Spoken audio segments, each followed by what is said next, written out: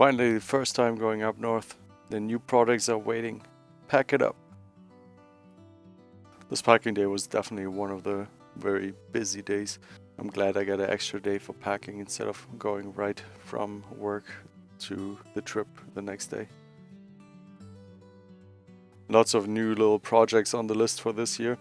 Hopefully we will get to some of them. Usually I overplan way too much. All neatly packed and tied down. Concrete feet are going on next. These concrete deck blocks are about 50 pounds, so they're not particularly heavy, but just repetition, trying to keep my back straight here. Lots of diesel for the excavator, especially with these prices. They were not cheap, sadly. Also put a net on just for some smaller boxes and other things that will be behind the concrete feet there. And now it's up to the solar panels to get loaded.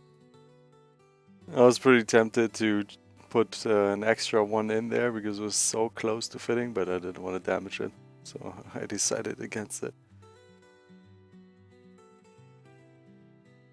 I did measure before to see if the solar panels all would fit, including the big cooler, but I just wanted to make sure not to have a surprise tomorrow.